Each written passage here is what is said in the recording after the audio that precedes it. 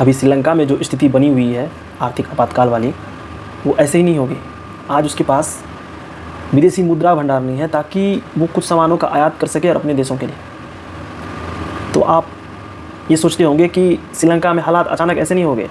आर्थिक मोर्चों पर अगर गलत निर्णय लिया गया, आर्थिक नीतियों को उन्होंने सही से इस्तेमाल नहीं किया, जिसके कारण आज श्रीलंका में ऐसी स्थिति हो गई है। भारत में भी कुछ राज्य सरकारें ऐसे हैं कि मुफ्तखोरी वाली चुनाव कर रहे हैं।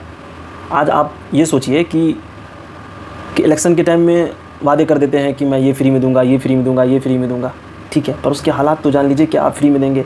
अब ये भारत में कुछ सरकारें मुफ्तखोरी का सहारा ले रही है अपनी सरकार बनाने के लिए। पर यह और एक ही राज्य में नहीं, अलग अलग राज्यों में चुनाव के टाइम में देखता है कि कौन कितना खैरात बांट सकता है। पर ये खैरात बांटना भारतीय अर्थव्यवस्था के लिए बहुत बुरा प्रभाव हो सकता है। इस समस्या को लेकर के भारत के कुछ वरिष्ठ IAS अधिकारी माननीय श्री प्रधानमंत्री नरेंद्र मोदी जी के पास गए और उन्होंने ये कहा कि कुछ सरकारों की खराब नीतियों के कारण ऐसे हालात पैदा हो जाएंगे जैसे श्रीलंका के अभी हालात हैं।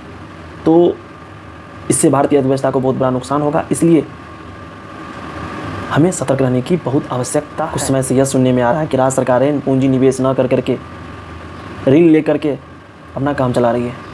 इस खर्च से बांटी जाने वाली जो भी खैरात है उसका मकसद सिर्फ ये है कि सत्ता हासिल करना है। कर्ज लेने में कौन राज्य कितना आगे है, इसका एक बहुत बड़ा उदाहरण है पंजाब कुछ समय पहले समृद्ध राज्यों में गिनती होता था और आज उसके पास जितना कर्ज है, पंजाब के GDP का 52% है।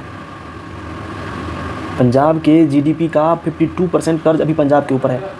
और ऐसी स्थितियों में सरकार बनाने के लिए ये घोषणा करना कि बिजली 300 यूनिट तक फ्री, महिलाओं को 1000 मासिक भत्ता फ्री, तो ऐसी स्थितियों में ऐसे चुनावी वादे कर करके, ऐसे खैरात बांट करके अगर सरकार बनाकर हम सरकार बना भी लिए तो फिर क्या फ़ायदा।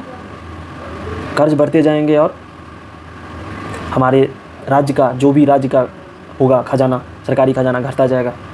पर इससे तो फ़ायदा नहीं है ना कुछ। पंजाब में 84% घर ऐसे हैं जहाँ की बिजली खपत 300 यूनिट से कम होती है।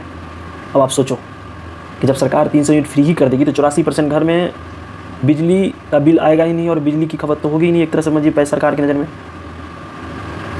और पिछले के सरकारों ने, पहले की सरकारों ने ऑलरेडी 3 रुपये प्रति यूनिट बिजली कर दिया था, बिजली की दरें कम कर दी गई थी। तो इन हालात में अगर 84% घरों में 300 यूनिट से कम बिजली के बिल आते हैं तब तो मुफ्त है। और इस समय सरकार को लगभग में 12,000 करोड़ का नुकसान होगा ऐसी स्थिति अगर आती है तो इससे सरकारी खजाना ये है कि जो आदमी, जो घर, जो परिवार 300 यूनिट से कम बिजली यूज कर रहे थे अब सोचेंगे फ्री तो मिल रहा है 300 यूनिट तक, चलो 300 से ऊपर यूज करते हैं तो ज़्यादा बिजली यूज करने के लिए प्रोत्साहित होंगे। पर ऐसी ही नीतियों के कारण श्रीलंका के स्थिति कुछ ऐसी ही हो गई है। तो अभी पंजाब में जो स्थिति बनी हुई है, एक ऐसा राज्य जो अभी कर्ज में डूबा है, जिसका GDP का 52% कर्ज में है, और कुछ इस प्रकार की नीतियों अपना करके वो अपनी सरकार तो बना ली है, लेकिन क्या आगे के समय में ये सरकार चला पाएंगी या और कर्ज में डूबता जाएगा, या श्रीलंका जैसे हालात या आपातकाल जैसे हालात पंजाब में आएंगे।